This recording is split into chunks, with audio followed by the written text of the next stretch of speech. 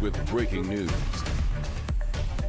Right now, multiple inmates are still on the run nearly 24 hours after escaping from the Orleans Parish Jail. It's a story we've been following for most of the day. The FBI is now offering a $5,000 reward for information. And we just learned that another of these escapees was now caught in New Orleans East. So tonight, the search continues for 7 men, that is opposed to the 9 that we were looking for. Each are facing violent charges, and one even recently found guilty of second-degree murder. Good evening, and thanks for joining us. I'm Charisse Gibson. And I'm Devin Bartolotta. Sheriff Susan Hudson says faulty door locks played a key role in this escape, but she's not ruling out that the inmates may have had help inside. And we've learned that 3 employees were suspended today pending the investigation. Well, right now we have a crew at NOPD headquarters. This is where Superintendent Ann Kirkpatrick is set to speak any minute now. We do plan to bring you that live when she does. But first, concerns are also being raised about how long it took before the public knew what was happening. Eleanor Tabone details a timeline of events. At 12:22 in the morning, inmates were seen jarring one of the sliding doors open. At 12:43 a.m., the inmates entered that cell. At 1 a.m., they were seen exiting the OPSO facility using an adjacent loading dock door. They then went down a road behind the OPSO building. At 1:19 a.m., they were seen scaling the fence along I-10. Between our building and the currently under construction phase 3, using blankets to avoid being cut by the barbed wire. Those individuals subsequently ran across the westbound and eastbound lanes of I-10 and then entered the neighborhood. The sheriff's office says investigators found the inmates' clothes in the neighbourhood. 10 inmates escaped from their cell through a hole in the wall behind the toilet. Before and after pictures show what the cell looked like prior to the escape and what it looked like after. There are clean cuts here, and plumbing had been removed. All of this is on the outside of the cell, behind, in the pipe chamber. This is how it looks initially. As you can see, we have bolts that hold those fixtures in place. These are, again, on the back side into the pipe chamber. All of this had been removed, and these have been clean cut.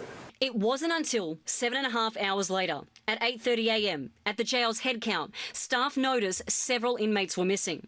The sheriff's office says that's when they started searching. At 9 a.m, Sheriff Susan Hudson says she was notified. And at 9:30 a.m, they told the Marshals Task Force. At 10:30 a.m, New Orleans Police Chief Ann Kirkpatrick says her department learned about the escape. Then, just after 11 a.m, the sheriff held a press conference. Around 11:30 a.m, Kendall Miles was caught. He was found hiding under a car at the Hotel Monteleone parking garage. He was taken back into custody by Louisiana State Police and rebooked for simple escape. It wasn't until 1 p.m. that mugshots of the escapees were sent out. Finally, just after 2:30, a push alert was sent out by NOLA Ready, 3 hours after WWL Louisiana broke the news, and a full 14 hours after the escape. Also around 2:30 p.m, the sheriff held another press conference telling us Keith Lewis was mistakenly listed among the escapees when he was actually still in jail. Then at 5:30 p.m, the sheriff held another press conference.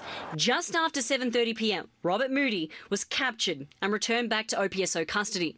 Anyone with any information is urged to call Crime Stoppers. The agency and the FBI are offering cash rewards for apprehensions. Eleanor Tabone, WWL Louisiana.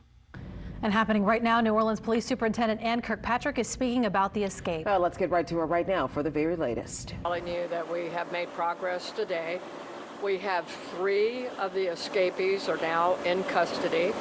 We have active leads on the other escapees. We have approximately 200 agents, officers out there. People are talking. We appreciate that. We know that the second person that we got into custody was actually an actual Crime Stopper tip. And Darlene Cosenza will speak to you again at the close of this brief update for you. But the 3 people that we do have in custody are Kendall Miles, Robert Moody, and Keenan Dennis. Those are the 3 that are currently in custody. We want to remind people to call Crime Stoppers at 504-822-1111. We always say this, but it's very important that people understand we don't need your name. We don't want your name. We just want your information. And if it does lead to the capture of one of these escapees, it's $5,000 cash. And that is in addition to what the FBI is offering, and I will have the special agent in charge address that when he is ready. Earlier today, we have been very, very proactive as well here in OPD and with our partners. We made sure that our children were looked after. We sent NOPD cars out to the schools to have a high presence.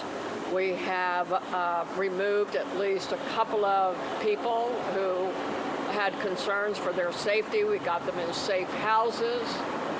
You heard earlier in the earlier broadcast about the constables who were stepping up to help make sure our judges who had some concern to be also protected and have a presence. We know of the three that were taken into custody, they were taken in New Orleans. But regardless of who or which agency actually makes the capture, whether it's the U.S. Marshals, FBI, NOPD, Sheriff, it does not matter. But we will deem all escapees as Louisiana state prisoners. They will be LSP's prisoners. They will not be booked into the Orleans Parish, and other arrangements have been made for those bookings. And with that, I'm going to turn it over to our colonel of the LSP, and he can give you a little bit more information about that. So, Colonel. Thank you, Chief. Good evening, everyone. Robert Hodges, Superintendent, Louisiana State Police. As you see by our support with the FBI, the U.S. Marshals, and other agencies that are in the field right now actively working, ATF, DEA, Homeland Security investigations, all our federal partners, as well as other state partners that aren't here now, probation and parole. We're all working in conjunction with the NOPD, our neighboring sheriffs, to locate the 7 remaining fugitives that escaped from the jail. Our responsibility remains consistent across the state with public safety. Tonight, through the weekend, and however long it takes, we are leveraging all of our equipment, our personnel, our investigative tools and technology to ensure that we locate, apprehend, and bring the 7 remaining to justice. But we can't do it alone. As the chief said, we need your help, and Ms. Costanza from the Crime Stoppers will speak as well to talk about you have to call the tip line, as well as the FBI, and in addition, the State Police Fusion Center at 1-800-925-4192. That's 1-800-925-4192, the State Police Fusion Center. If you have any information regarding the 7 remaining, anything, please call us. We need your help to make Louisiana safe. We recognize that some of these individuals may have left the city and moved out into other parishes and possibly left Louisiana. And that's why we have our federal partners here with us who have leveraged all of their resources to keep not only New Orleans safe, but all Louisiana. So just again, with regard to our role, yes, we will take custody of those prisoners and we'll make arrangements to ensure that they are properly booked and relocated to one of the 8 state prisons in Louisiana. Thank you. FBI. Thank you, Chief. Colonel Hodges. Good evening. The FBI remains committed to assisting our state, local, and federal partners in recapturing the remaining 7 inmates who escaped. To do this, we need your help. We appreciate all the tips we've received so far. We have agents and analysts working 24/7 to receive more tips. So please call and help us accomplish this task.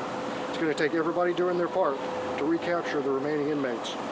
If you have any information, and it doesn't matter what time of day, please call 1-800-CALL-FBI, or you can submit your tip online by going to fbi.gov/New Orleans fugitives, or contact our Crime Stoppers partners. Thank you very much. Darlene. Well, first I want to thank y'all who called in or sent in tips online or through our app.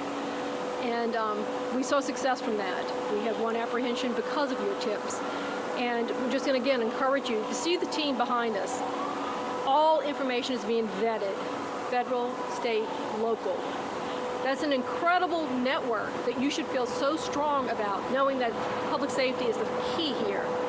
And taking your information, you're part of that team. So again, with Crime Stoppers, you're going to be anonymous. You know that. You know the number, 822-1111. We have a $2,000 cash reward for each escapee's arrest. The FBI has another $5,000. Make the call, send the tip, don't delay, and thank you. All right, we'll have one round of questions. We'll start with Fox 8. Do we have any more information about the 3 OPSO employees that were suspended?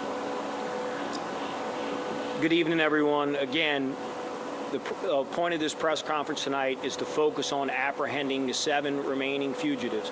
We're not going to discuss anything that happened prior to the escape of those offenders or inmates. That needs to remain everyone's focus. So the tips when you call in, please, we need the public's help. It's your city, it's your state. We want it safe for your family, your friends, those who came in town for the high school and college graduations this weekend across the state. We need your help. So I just respected all the other stations and media that's here. Please, questions related to our investigative efforts to apprehend the 7 remaining. Thank you. I think that's Katie. Is that Katie next? Katie Rice with CBS News. Question for you. Two questions. First, just in the way you were able to describe about how one of the first inmates that you apprehended was found hiding in a parking garage, can you explain the details a little more clearly about how these other 2 were apprehended? And also then moving forward, do you have evidence that shows any of these folks have left the state at this point? So we have strong investigative leads on the remaining 7. We're confident that they will eventually be apprehended. With regard to the 3 that are in custody now, they were in various parts throughout the city. Specifically, their apprehension, although we were able to take them all without any trips to seek medical attention, we still had people to ensure, our EMS to ensure that everyone was okay at the scene. But we don't want to really give up the exact how and where we located them specifically. Just know that all investigative tools and technology that law enforcement has were utilized in the apprehension, but none more important than the public's help and giving us that information through Crime Stoppers really is a force multiplier in our investigative efforts. Okay, Jonah.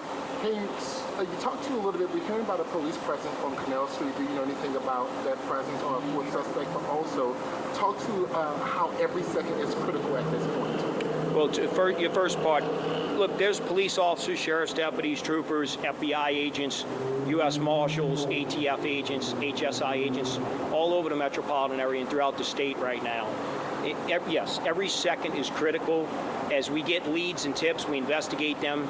For an officer safety perspective, we always want to make sure we have a large group to ensure the safety of the public who's there in that area, as well as those who are working the investigation, and the safe and secure apprehension of those who are fugitives. Each second does count. Certainly, the sooner we can apprehend them, the sooner everyone can be rest assured that they are no longer a threat to the public. These are violent offenders who escaped, and we have to bring them back. And they will go to a state prison. 26. So there was a shooting in New Orleans East Willow recently. I believe it may have been an officer-related one. Does that have any connection with this situation currently, or is that a completely separate incident? Right. So it was an event in which there were law enforcement federal partners who were out there actually on surveillance of a target home, and completely independent, they heard gunfire erupt. And when they went to that particular scene, which had nothing to do with this particular investigation, that matter has been dealt with. No one has been injured. No law enforcement was involved in the exchange of gunfire, and it is not connected. Last question goes to Channel 4. And what do you guys have to say to the public? You know, there's still 7 people on the run here. We talked to some people in schools that are scared to walk outside.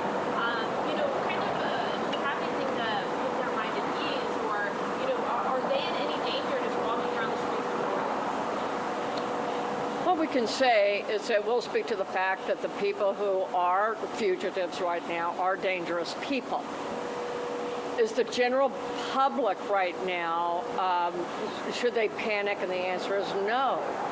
Now, our number one mission, despite anything else right now, is to get these people in custody. So I think you can still, fully enjoy graduation ceremonies tomorrow, having dinner out, the things that you would normally do. However, we just ask that you are mindful and you're attentive. You call us if you think that something is out of order, you call us. Sometimes people think, well, I don't want to call 911. What if I am wrong? But what if you're right? And so call us. But don't panic. Just simply continue living and enjoying life, but just be cautious. That's what we have. And we're going to keep you updated until every single one of them are accounted for and back in custody. So we think that based on the leads we've been getting, these are active and real leads. So keep talking to us. We need you. All right, thank you all for coming out. We appreciate it. If we have any further information, we will send that in the form of a press release. Thank you. I'm joined now by Chief Investigator David Hammer. I know your phone has been ringing off the hook all day long. One of the big takeaways I think a lot of people have from today is the political factor of all of this, and it seems as though the sheriff is very concerned about that. Can you talk about that? Yeah, well, there were two press conferences this afternoon where she responded to all of these concerns, obviously, and the spectacular failure that we see here. And the first thing out of her mouth is politics, and the last thing out of her mouth in the last press conference was politics that her opponents somehow, and she just made the suggestion like it was on purpose and that it was orchestrated by her political opponents, but gave no proof of any kind. And it all led into this idea that it was just too convenient that this was happening as she's starting her re-election campaign. And of course, part and parcel to that is that it has to have been an inside job with people who work for the sheriff's office working to make this happen. Mm-hmm. I think that it's clear that there's clear indication that that had to have been part of this, because otherwise how could they have managed to do everything that they did and to have gone undetected by anybody on the staff, supposedly undetected, for as long as they did? Because if they made the move at 12:23 a.m., got out, as we see in the monitor, as they get out at around 1 a.m., and then nobody notices supposedly until 8:30 a.m., that's obviously, people need to know that that's going on. Now, the blame is also on the low staffing. If you have only one civilian employee who's in a booth monitoring the pods and monitoring on this one Delta 1 pod, as they call it, on the first floor,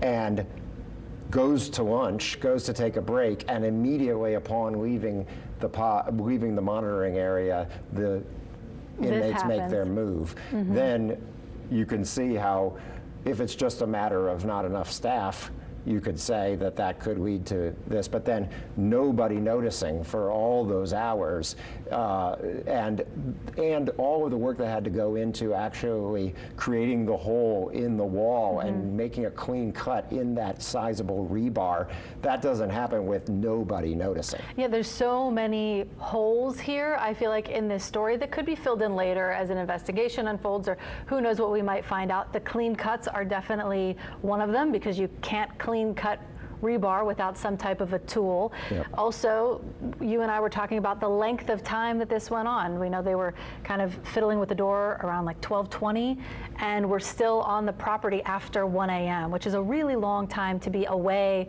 from watching a camera. Right, exactly. And if it's true that there were 36 people on staff for the entire jail to watch 1,500 inmates on 8 separate pods, to monitor all of that with only that number of people, that's a problem. But Sheriff Hudson and her staff blamed a lack of funding.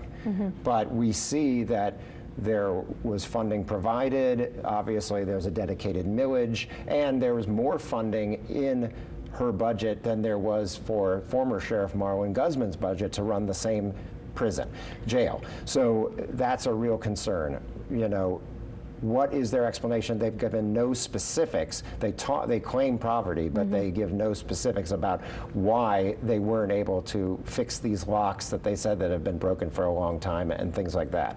Yeah, that's definitely one of, we do see this blame shifting, I think, today. And like you mentioned, those locks have been a key thing. We saw a video of them kind of pulling them open. So is there any kind of answer yet on, do they have the money to fix this? Have they been fixed or have they not? Well, what we need to do is get the information from public records of what they have in the budget dedicated to these things. But the problem is that other agencies have public-facing budget information. The sheriff's office does not have it broken down like that with their contracts. They claim they couldn't afford a regular maintenance contract to maintain these things. We need to see that information, and the city council has requested that information and has not received it to this time. Now we know that Sheriff Hudson is getting a lot of heat today from residents, from constituents, citizens, and also from fellow leaders in city government. So when it comes to, I guess, what happens next here, what does happen next? What are you looking for? And also, what are we going to find out about the conditions inside the jail in terms of how much control she had over what was going on? Well, we do expect there to be a state investigation of what went on. You know, the sheriff says that she's investigating. There are 3 employees who have been suspended, and they're doing an investigation. But can the sheriff investigate her own office here? Unlikely to be able to do that in a fair manner. You would think that the Attorney General's office or other state officials would be leading an investigation. We also know that the City Council plans to meet on Tuesday to get more information about this and to request documents and all of that. So we're going to learn more as time goes on, and we're going to pursue public records as we can get them about the staffing levels, about the funding levels, and all of these things that Sheriff Hudson blamed in these press conferences and then turned around and said it was politically orchestrated without any proof.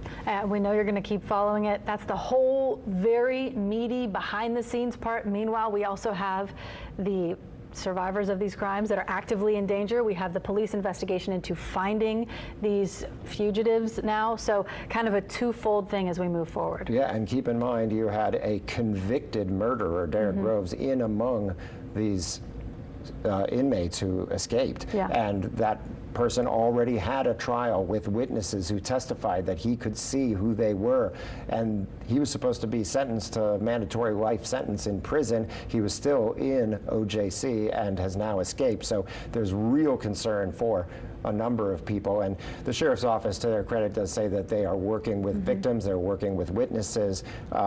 Prosecutors could even be in danger now, and the FBI is also part of this effort to track down these escapees. David, thank you so much. A wealth of information, and I know we'll be talking to you a lot about this in the future. Thank you. Thanks.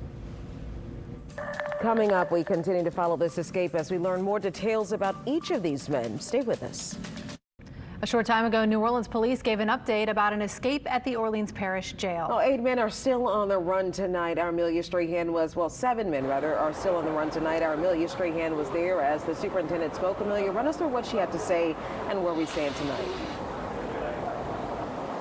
Yes, NOPD did confirm a 3rd inmate has been brought into custody. Now that still leaves 7 on the run. Now some new information that we got, she said when those inmates are taken into custody, they will go to state custody. So they will be taken by Louisiana State Police. They will not go back to Orleans Parish Jail. Now this is, it's been something the whole city has been really on watch today. Ann Kirkpatrick said, not to be nervous, but to be aware. She said that the police office did send out officers to schools in the areas that they said there is no known threat, but of course they always want people to be vigilant and be aware. But Ann Kirkpatrick said it is a situation where no one needs to be on edge, just aware. Now I'll kind of give you a rundown of how Orleans Parish Sheriff's Office says this happened. The inmates were able to break through a cell door overnight, crawl through the walls wall and then through a hole behind a toilet and exit through a supply dock door. Now we have some video of that we've been showing you guys throughout the day. There have been a lot of questions on how this happened, how 10 inmates escaped, and how it took so long for law enforcement to find out. So there are still a lot of questions that we're waiting on answers for. But as always, we'll keep you posted as we know more. Reporting live from NOPD headquarters, Amelia Strahan, WWL Louisiana. Amelia, thank you so much. Again, that is 7 men. They're still on the run. We continue to follow this. Let's continue to follow this story on our website, WWLTV.com. Let's get a check on your weather. All right, a quick look at the forecast through the next several days. The heat will continue. We hit 91 degrees, but heat indices have been in the triple digits. So use caution if you're going to be outdoors. Stay hydrated and get into the shade when possible. With that sun angle getting higher, you do see, or you can get burned a little bit easier. 80 degrees is our current temperature with a dew point of 76. So it is warm, it is muggy. Still feels like 85 degrees. Has that summer-like feel. That'll continue over the next couple of days. Now, increasing clouds already, and I think mostly cloudy skies as we continue through the overnight and to start our Saturday. However, it does look like we're going to break out into more sunshine. So then mostly sunny, high of around 91, about the same on Sunday. Consider again high humidity, heat indices more like the upper 90s and even triple digits. That'll continue into Monday and Tuesday, but a front is on the way. It may be our last front of the season, but a fairly decent front that'll knock our high temperatures by next Thursday in the low 80s and less humid. So it'll feel much nicer by the end of next week, and it looks like that nice weather continues into next weekend. All right, Chris, thank you so much. And again, tonight, 7 men still on the run after an escape at the Orleans Parish Jail. We have just gotten information from Chief Ann Kirkpatrick and Darlene Costanza from Crime Stoppers that because of a Crime Stoppers tip, that last person was picked up. So again, you can leave give them any information that you have. You do not have to leave your name. They say that they do not want your name.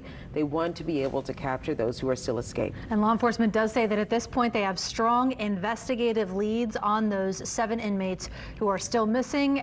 Louisiana State Police say that some may have left the parish, some of them may have left the state. Obviously, this will continue into the weekend. They say hundreds of officers and agents are out searching all over the state tonight. All right. Of course, we know that this happened overnight, really kind of going into the late night hours here. So we have these escapees who've been out for several hours right now. We did hear a little bit earlier from David Hammer, who was there live at the jail, and just hearing a little bit more about what was going on behind the scenes. We showed pictures and videos showing the inmates escaping. We also showed pictures and videos of what they used to escape, the tools they used to escape by taking out what seemed to be a urinal maybe, and behind it, removing the plumbing, cutting through some of the wires, some of the bars rather, excuse me, and taking some of the bolts down, which is of course leading to people believing that there is, this was an inside job as well. So much to learn in the coming days. We will stay on top of it. We've got all of our coverage on WWL Plus and on WWLTV.com. Thank you for watching.